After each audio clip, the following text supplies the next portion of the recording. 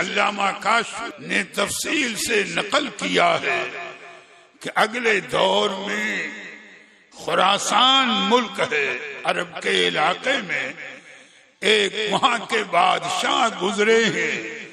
جن کا نام عمر لیث ہے، اور ان کا معمول تھا کہ جب ان کے فوج کے، ان کے لشکر کے امیروں میں، سرداروں میں سے کوئی شخص یا ان کے حکومت کے جو وزیر وغیرہ یا عہدیدار ہوتے ہیں، اگر 1000 کا مضبوط لشکر تیار کر کے ان کو دیتا تھا تو اس کو وہ انعام کے طور پر سونے کا ایک گرز دیا کرتے تھے۔ بھائی شاہوں کا معمول، یہ معاملہ چلتا رہا تو علامہ کاشفی لکھتے ہیں کہ ایک موقع ایسا آیا کہ ان کے لشکر کے ایک سردار نے 1000 کا بہت مضبوط لشکر تیار کیا، ہر طریقے پر خبر دی۔ انہوں نے اپنے وزیروں امیروں کو، جیسا حکومت کا طریقہ ہے، لیا، میدان میں گئے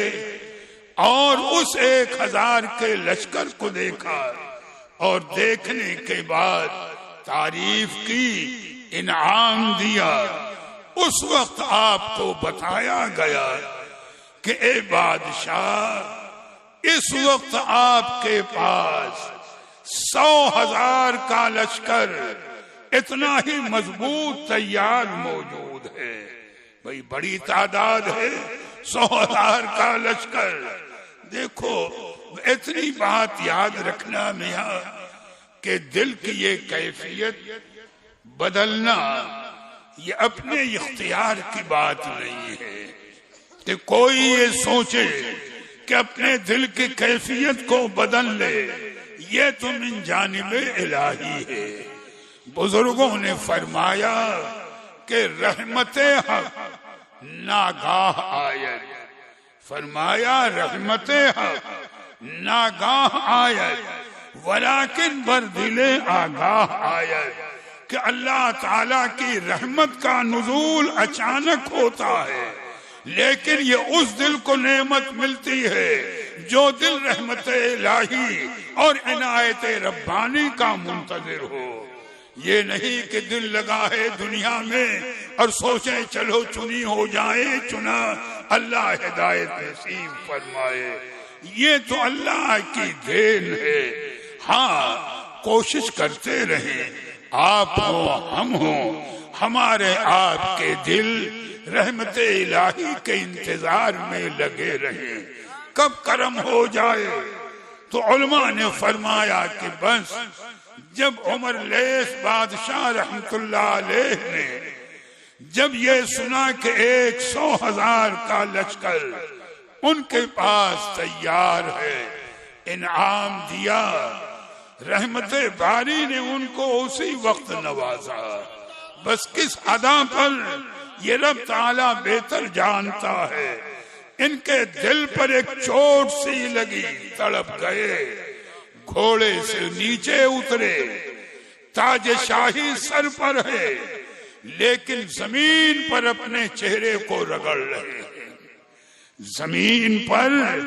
اپنے چہرے کو رگڑ رہے ہیں، بے قراری کے عالم میں رو رہے ہیں، ہچکی بندھی ہوئی ہے۔ وزیر امیر لشکر کے آپ کے سردار سب حیرت کے عالم میں ہیں کہ یہ تو خوشی کا مقام ہے، یہ تو مسرت کا مقام ہے، اور بادشاہ کی یہ کیفیت چہرے کو رگڑ رہے ہیں اور ہچکی بندھی ہوئی ہے، چیخ مار کر رو رہے ہیں۔ کچھ دیر کے بعد جب سکون ہوا، بس یہیں پر میاں غور کرنا، اس نعمت کی دعا مانگنا۔ جب آپ کو سکون ہوا، وزیروں نے امیروں نے پوچھا کہ اے بادشاہ، یہ تو خوشی کا مقام ہے کہ 100,000 کا مضبوط لشکر آپ کے پاس موجود، یہ آپ کی بے قراری، زمین پر چہرے کو رگڑنا، چیخیں مار کر رونا، معاملہ کیا تھا؟ حضرت عمر لیث بادشاہ رحمت اللہ علیہ نے بڑی عقیدت اور محبت کے ساتھ جواب دیا، اے میری حکومت کے وزیروں اور امیروں، جب تم نے مجھے خبر دی کہ میرے پاس اس وقت 100,000 کا مضبوط لشکر تیار ہے، بس اچانک میرے دل پر بجلی گری، مجھے سیدنا امام عالی مقام اور کربلا کا منظر یاد آ گیا، مجھے امام عالی مقام اور کربلا کا منظر یاد آ گیا، اور بس دل تڑپ اٹھا، اور میں اپنے رب کی بارگاہ میں رو کر زمین پر چہرے کو رگڑ کر عرض کر رہا تھا کہ اے مولائے کریم، کاش اگر آج ایسا موقع ہوتا کہ یہ 100,000 کا لشکر جو میرے پاس ہے اگر واقع کربلا کے وقت میں ہوتا تو میدان کربلا میں جا کر تیرے محبوب کے شاہزادے پر فدا ہو جاتا۔ بس کربلا کو یاد کر رہا تھا، امام عالی مقام کو یاد کر رہا تھا، شہیدان کربلا کو یاد کر رہا تھا، اور انہی کی محبت میں تڑپ کر کے بے قرار ہو کر رو رہا تھا کہ کاش وہ موقع ملتا تو میری گویا زندگی کی معراج ہو جاتی۔ واقعہ ہو گیا، لیکن اب اس پر جو نوازشیں ہیں بتانا وہ ہے، میاں دعا اس کی مانگو۔ علامہ کاشفی رحمت اللہ تعالی علیہ تحریر فرماتے ہیں کہ حضرت عمر لیث بادشاہ علیہ الرحمہ کو انتقال کے بعد کسی بزرگ نے خواب میں دیکھا، اس وقت کے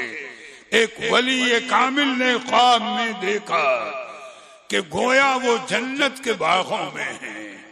حضرت عمر لیث بادشاہ جنت کے باغوں میں ہیں اور اس انداز سے ہے کہ ایک نورانی جنتی گھوڑے پر سوار ہیں،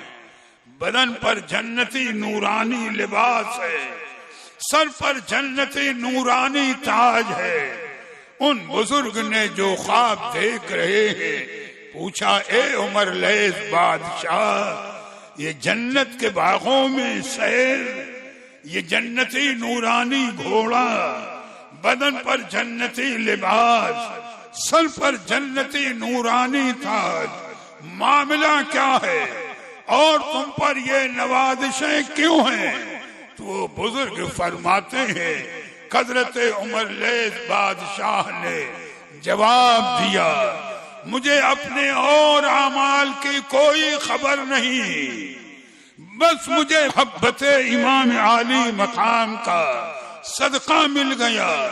اور یہ اس وقت کی بات ہے کہ جب مجھے میرے امیروں نے، وزیروں نے خبر دی کہ 100,000 کا لشکر تیار، اور مجھے کربلا شریف کی یاد آ گئی، میں امام عالی مقام اور شہدائے کربلا کی یاد میں زمین پر چہرہ رگڑ کر کے اور رو رہا تھا ان کی محبت میں، بس میرا وہ ادب اور میرا رونا میرے رب کو پسند آ گیا، امام عالی مقام کی محبت کا مجھے یہ صدقہ ملا کہ یہ جنتی نورانی گھوڑا بھی ہے، بدن پر جنتی نورانی لباس بھی ہے، سر پر جنتی نورانی تاج ہے، اور گویا مجھے اجازت ہے کہ جنت کے باغوں میں جہاں چاہوں سیر کرتا رہوں، یہ کچھ نہیں، یہ سب صدقہ ہے محبت امام عالی مقام۔ بس یہی دعا مانگیں کہ مولا کریم آپ کو، ہمیں اور جملہ مومنین اور مومنات اور ہم سب کی نسلوں کو محبت امام عالی مقام میں زندہ رکھے، انہی کی محبت پر ہمیں موت آئے، انہی کے محبت کے سائے میں ہمارا حشر ہو۔